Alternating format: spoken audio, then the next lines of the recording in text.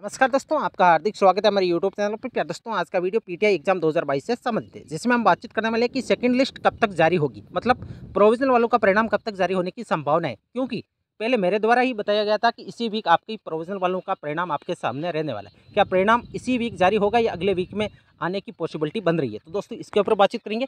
कितने पद रिक्त है अभी, क्योंकि जैसे मैंने 2-3 दिन पहले वीडियो डाला था, उसके कमेंट में सबसे ज़्यादा कमेंट यही आ रहे थे कि सर कितनी पोस्टें खाली है, क्या सामान्यकरण होगा या नहीं होगा। सामान्यकरण का मतलब ये है कि क्या सामान्य प्रक्रिया के द्वारा जो पोस्टें खाली है उनको भरा जाएगा या नहीं भरा जाएगा। तो दोस्तों इसके ऊपर भी बातचीत करेंगे। ज्वाइनिंग कब तक होगी, जो स्टूडेंट सिलेक्टेड है वो एक ही उनको टेंशन है कि ज्वाइनिंग कब तक होगी, कहीं ऐसा ना हो जाए कि भर्ती कहीं पे अटक जाए। तो दोस्तों मैं आपको बता दूं, अब इस भर्ती में किसी भी प्रकार की कोई अड़चन नहीं है। जहां तक संभावना है कि जुलाई एंड तक आपकी ज्वाइनिंग हो जानी चाहिए। और ये भी में भी पॉसिबल, ये भी संभावना है कि यदि प्रोविजनल वालों के परिणाम में ज़्यादा डिले नहीं होगा तो प्रोविजनल वालों की ज्वाइनिंग और जो सिलेक्टेड स्टूडेंट है, फ्रेश सूची के अंदर जो चयनित स्टूडेंट है, उनकी ज्वाइनिंग साथ भी हो सकती है। कट ऑफ कितने नंबर कम होगी, क्योंकि जैसे ही मैंने वीडियो डाला बहुत सारे स्टूडेंट कमेंट करते हैं, सर मेरे ओबीसी के अंदर इतने नंबर है, जनरल के अंदर इतने नंबर है, क्या सेकंड लिस्ट के अंदर हमारा चयन हो जाएगा, क्या थर्ड सूची के अंदर हमारा चयन हो जाएगा। तो दोस्तों इसके ऊपर भी बातचीत करेंगे कि कट ऑफ में कितने नंबरों की गिरावट देखने को मिल सकती है। तो दोस्तों ये वीडियो अति महत्वपूर्ण रहने वाला है। इस वीडियो को बिना स्किप किए वीडियो पूरा अवश्य देखिए, और यदि चैनल पर पहली बार आई है तो दोस्तों चैनल को सब्सक्राइब भी अवश्य करिए। अब बातचीत कर लेते हैं कि सेकंड लिस्ट कब तक जारी होगी। तो दोस्तों अगले वीक के अंदर आपके इस जून एंड तक आपकी सेकंड लिस्ट मतलब प्रोविजनल वालों का परिणाम जारी होने की पूरी पॉसिबिलिटी है। दोस्तों जहां तक संभावना है कि 30 जून के आसपास आपके प्रोविजनल वालों का परिणाम आपके सामने रहने वाला है। अब कितने नंबर कट ऑफ में गिरावट देखने को मिलेगी, सबसे बड़ा सवाल यही है। और मुझे पता है कि सभी स्टूडेंट के यही टेंशन हो रही है कि कुछ स्टूडेंट ओबीसी के अंदर 3-4 नंबर से रह रहे हैं, और कई सारे स्टूडेंट ऐसे भी है जो 15-15, 20-20 नंबर भी कम है। लेकिन दोस्तों मैं आपको बता दूं, आपको किसी भी प्रकार की कोई टेंशन लेने की आवश्यकता नहीं है, क्योंकि अभी बहुत ज़्यादा सीटें रिक्त भी है इसके अंदर। और जो सीटें रिक्त है वो सामान्य प्रक्रिया के अंदर, मान लो ओबीसी फीमेल की पोस्टें रिक्त है तो वो सामान्य प्रक्रिया के द्वारा भरा जाएगा, तो ओबीसी मेल को भी मिलने वाली है। इसी प्रकार जनरल मेल की और फीमेल की कट ऑफ में भी आपको गिरावट देखने को मिलेगी। ज़्यादातर संभावना है कि ओबीसी फीमेल की कुछ सीटें रिक्त भी रह सकती है, और यदि ओबीसी फीमेल की जो सीटें रिक्त है यदि वो सामान्य प्रक्रिया के द्वारा भरी जाती है तो दोस्तों आपकी कट ऑफ में गिरावट 100% देखने को मिलेगी, और अच्छे नंबरों की आपकी गिरावट देखने को मिलने वाली है। कितने पद रिक्त है, तो दोस्तों मेरे हिसाब से अभी इस पीटीआई एग्जाम के अंदर, पीटीआई भर्ती के अंदर लगभग 1000 से ज़्यादा पोस्टें अभी भी रिक्त है, जिसमें से 800 850 स्टूडेंट तो प्रोविजनल है, और 100-200 सीटें और भी आपकी रिक्त है। यदि सभी सीटों को मिलाकर यदि नई सूची जारी करते हैं तो दोस्तों जाहिर सी बात है जो कट ऑफ गई है उस कट ऑफ में भी आपको 25-25, 30-30 नंबर की भी गिरावट देखने को मिल सकती है।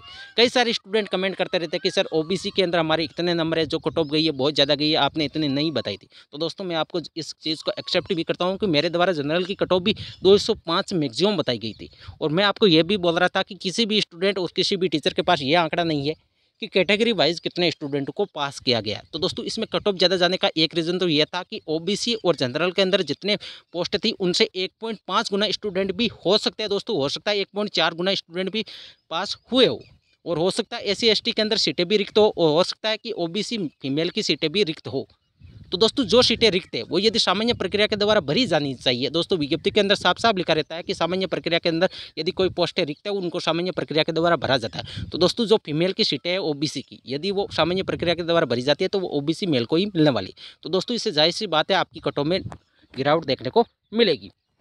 सबसे बड़ा सवाल, कट ऑफ कितने नंबर कम होगी। तो दोस्तों आपने देखा होगा जनरल मेल की कट ऑफ 269 कुछ पॉइंट गई हुई है, और फीमेल की कट ऑफ 244 कुछ पॉइंट गई हुई है, ओबीसी मेल की 240 कट ऑफ गई हुई है। तो दोस्तों इसमें जाहिर सी बात है कि ओबीसी फीमेल की कट ऑफ जितनी पहले थी उतनी है, एससी की उतनी है, एसटी की उतनी है, मेल हो चाहे फीमेल हो। और ये जनरल मेल और फीमेल और ओबीसी मेल की इन 3 कैटेगरी की कट ऑफ में सबसे ज़्यादा आपकी बढ़ोतरी देखने को मिली है। अब दोस्तों मैं आपको बता दूं कि जनरल मेल के अंदर 269 आपकी कट ऑफ गई है। जब सेकंड लिस्ट और सेकंड लिस्ट के बाद जब आपकी थर्ड लिस्ट आएगी तो दोस्तों जाहिर सी बात है ये 269 कट ऑफ है, ये जैसे ही आपकी सेकंड लिस्ट और थर्ड सूची आने वाली है इसमें कट ऑफ में आपको बहुत ज़्यादा नंबरों की गिरावट देखने को मिलेगी। जहाँ तक संभावना है दोस्तों कोई गारंटी नहीं है, हो सकता है कुछ भी हो, लेकिन मेरे हिसाब से दोस्तों आपकी 25 या 20 नंबर तक आपकी कट ऑफ में गिरावट देखने को मिल सकती है।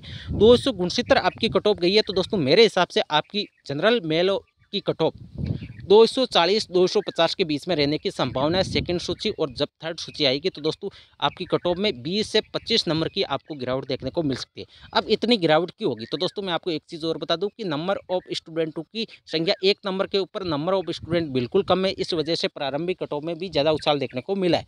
यही ओबीसी के अंदर है, डेंसिटी कम है दोस्तों स्टूडेंटों की, इस वजह से प्रारंभिक कट ऑफ ज़्यादा गई है। और जैसे ही आपकी जो पोस्टें रिक्त है यदि उनको सामान्य प्रक्रिया के द्वारा भरा जाएगा तो दोस्तों जो कट ऑफ जितनी उछाल के साथ बढ़ी है उतनी आपकी गिरावट देखने को मिलेगी। अब फीमेल की कट ऑफ कितनी जा सकती है दोस्तों, 244 आपकी फीमेल की कट ऑफ गई है जनरल के अंदर। जाहिर सी बात है दोस्तों बहुत ज़्यादा कट ऑफ गई है, चाहे मेल की बातचीत करें चाहे फीमेल की बातचीत करें, बहुत ज़्यादा कट ऑफ गई है। और ये 244 जो कट ऑफ है दोस्तों जब आपकी दूसरी सूची, और हो सकता है दूसरी सूची के अंदर यदि प्रोविजनल वालों के साथ ही यदि सामान्य प्रक्रिया के द्वारा जो सीटें रिक्त है यदि उनकी सूची जारी कर दी जाती है तो दोस्तों 244 की जगह आपकी कट ऑफ 220 के आसपास रह सकती है। 20 से 25 नंबर को आपको डिफरेंस देखने को मिलेगा जब आपकी कट ऑफ में डाउन आएगा। तो दोस्तों 220 आप मान के चलिए फीमेल की कट ऑफ रह सकती है। मैक्सिमम बोल रहा हूँ, मिनिमम बोल रहा हूँ, फिर तो हो सकता है 215 भी चले जाए। लेकिन दोस्तों जिस हिसाब से पोस्टें खाली है, क्योंकि आपने देखा होगा दोस्तों 3300 कुछ पोस्टों के ऊपर परिणाम जारी हुआ है, अभी सीटें कई सारी रिक्त भी है। यदि सीटों को सामान्य प्रक्रिया के द्वारा भरा जाएगा तो कट ऑफ में आपको 100% गिरावट देखने को मिलने वाली है। तो फीमेल की कट ऑफ आपकी 220 के आसपास रह सकती है और जनरल मेल की कट ऑफ आपकी 240 के आसपास रह सकती है। अब सबसे बड़ा सवाल कि ओबीसी मेल की कट ऑफ कितनी रह सकती है, तो दोस्तों ओबीसी मेल की कट ऑफ 240 जो प्रारंभिक कट ऑफ गई है इतनी नहीं रहने वाली है। जब दूसरी सूची आएगी और यदि दूसरी सूची के साथ ही यदि सामान्य प्रक्रिया के द्वारा जो पोस्टें रिक्त है यदि उनको भर के एक फ्रेश सूची जारी करते हैं तो दोस्तों आपकी कट ऑफ 215 से लेकर 220 के बीच में रह सकती है। ये मिनिमम है दोस्तों, हो सकता है इससे कम भी चली जाए, हो सकता है 210 चली जाए, हो सकता है 205 चली जाए, लेकिन 220 से कम आपकी कट ऑफ 100% आपको देखने को मिलेगी दोस्तों। मेरे हिसाब से, मेरे अनुमान के हिसाब से हो सकता है फिर दोस्तों इसमें कुछ फेरबदल हो, लेकिन मेरे अनुमान के हिसाब से, मेरे अनुभव के हिसाब से दोस्तों मैं बता रहा हूं कि आपकी कट ऑफ ओबीसी मेल की कट ऑफ 220 से कम ही जानी है जब आपकी दूसरी सूची और तीसरी सूची जारी होगी। तब आपने देखा होगा दोस्तों, एक मैं एग्जाम्पल के माध्यम से यदि आपकी बातचीत करूँ तो दोस्तों बेसिक कंप्यूटर टीचर की जब वैकेंसी हुई थी, जब एक गुने का परिणाम आया तो जनरल की कट ऑफ में बहुत ज़्यादा उछाल देखने को मिला, लेकिन जैसे ही दूसरी सूची और तीसरी सूची जारी हुई तो मिनिमम पासिंग मार्क्स के ऊपर कट ऑफ आकर ठहर गई। वैसा ही इसी के अंदर होगा, लेकिन दोस्तों अभी सारे स्टूडेंटों को टेंशन हो रही है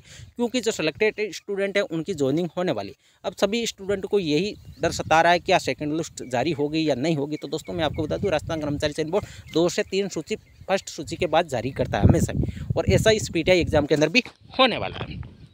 अब बातचीत कर लेते हैं कि ज्वाइनिंग कब तक होगी। बहुत सारे स्टूडेंट जो सिलेक्टेड है वो उनको एक ही टेंशन है कि सर ज्वाइनिंग कब तक होगी। तो दोस्तों मेरे हिसाब से ज्वाइनिंग आपकी जुलाई एंड तक ही संभव है, जुलाई से पहले होना मुश्किल है क्योंकि अभी तक भी काउंसलिंग का कैलेंडर भी जारी नहीं हुआ है। उसके बाद आपका जिला अलॉट होगा, उसके बाद स्कूल ब्लॉक सारी प्रोसेस में टाइम भी लगने वाला है। तो दोस्तों जाहिर सी बात है आपकी कट ऑफ तो वैसे ही डाउन होनी है, लेकिन आपकी ज्वाइनिंग जो पहले संभावना थी कि जुलाई मिड तक हो जाएगी तो दोस्तों मेरे हिसाब से अब 31 जुलाई तक आपकी ज्वाइनिंग होने की संभावना है, इससे भी ज़्यादा देरी हो सकती है। साफ साफ बात यही है दोस्तों कि देरी ज्वाइनिंग में होगी आपकी, क्योंकि आपने देखा होगा कि परिणाम आए कितने दिन होगी, अभी तक काउंसलिंग का कैलेंडर भी जारी नहीं हुआ है, तो ज्वाइनिंग में देरी होना स्वाभाविक है दोस्तों। तो ज्वाइनिंग के लिए दोस्तों 30 जुलाई के आसपास आपकी ज्वाइनिंग हो सकती है और प्रोविजनल वालों का परिणाम अगले वीक के अंदर आने की पूरी पॉसिबिलिटी बन रही है।